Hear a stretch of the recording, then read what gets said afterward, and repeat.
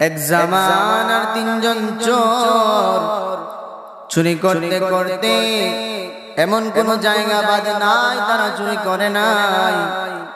এই জামানার তিনজন চোর মনে মনে বলে, আমরা চুরি করতে করতে সব জায়গায় চুরি করেছি, একটা জায়গা বাকি রয়েছে। আমরা কোনদিন রাজার বাড়িতে চুরি করতে পারি নাই, বাদশাহর বাড়িতে আমরা চুরি করতে পারি নাই। তখন তারা মনে মনে চিন্তা করে, শুনেছি ওই বাদশাহ নাকি অনেক বড় আল্লাহওয়ালা, ওই বাদশাহর বাড়িতে যাওয়ার জন্য আমাদেরকে আল্লাহওয়ালা সাজতে হবে, আমাদেরকে অনেক আমলদার হতে হবে, বাদশাহকে বুঝাতে হবে আমরা হক্কানে আল্লাহওয়ালা।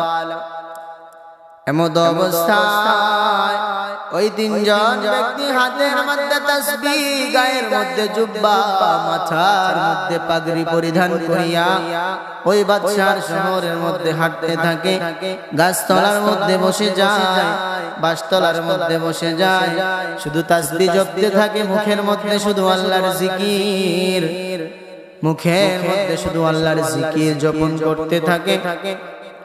বাদশাহ দরবারে খবর চলে যায়, আমাদের রাজ্যের মধ্যে তিনজন আল্লাহওয়ালা ব্যক্তি এসেছে, তিনজন হক্কানে আল্লাহওয়ালা এসেছে। ওই বাদশাহ ওই আল্লাহওয়ালা গুলা কারোর সাথে কথা বলে না, কারো দিকে তাকায় না, শুধু মাওলার জিকির সর্বক্ষণ করতে থাকে। বাদশাহ মনে মনে বলে, এমন যদি হয় আমার বাড়িতে তাদেরকে একদিন দাওয়াত খাওয়ানো দরকার। এই বাদশাহ একদিন বললেন, আমার রাজ্যের মানুষ যাও যাও ওই আল্লাহওয়ালাদেরকে বলে দাও আমি বাদশাহর বাড়িতে তাদেরকে দাওয়াত করেছি। এইভাবে বলার পরে যখন তাদের গানের মধ্যে আওয়াজ আসিল, আসার পরে তারা মনে মনে কত খুশি। এই সুযোগটার অপেক্ষায় এতদিন আমরা করতেছিলাম, এই সুযোগটার জন্য আমরা অপেক্ষমান ছিলাম।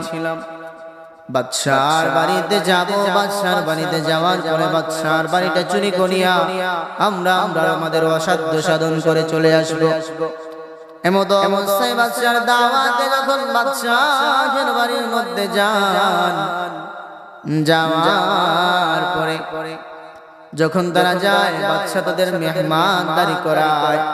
মেহমানদারি করানোর পরে বাদশাহ মনে মনে বলে, তাদেরকে দিয়ে যদি একটু দোয়া করায় আমার ছেলের প্যারালাইজড রোগ হয়তো ভালো হয়ে যাবে।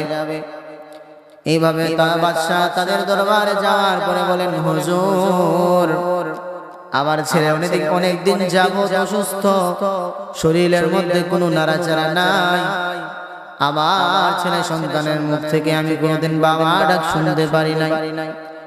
এইভাবে বলার পরে যখন ওই তিনজন ব্যক্তিকে বলা হলো, আপনারা যদি আমার ছেলের জন্য একটু দোয়া করতেন তাহলে হয়তো আমার ছেলে সুস্থ হয়ে যেত।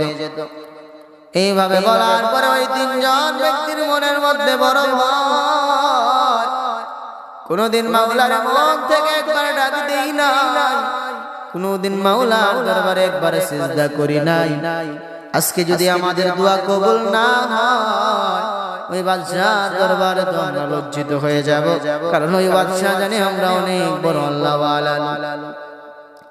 ওই তিনজন চোখের পানি ফেলে ফেলে মাওলার দরবারে তাসবিহ পড়তে থাকে, তাসবিহ পড়তে থাকে, আর মাওলারে বলতে থাকে, মাবুদ জীবনে কোনদিন তোমার একবার ডাকি না, জীবনে কোনদিন মন থেকে একটা বেলা তোমার সিজদা দেই না, হক্কানি কোনো কাজ আমরা করি নাই, সারা জিন্দেগি কাটাইলাম চুরি করিয়া করিয়া, বাদশাহর বাড়িতে আসলাম চুরি করার নিয়ত নিয়ে।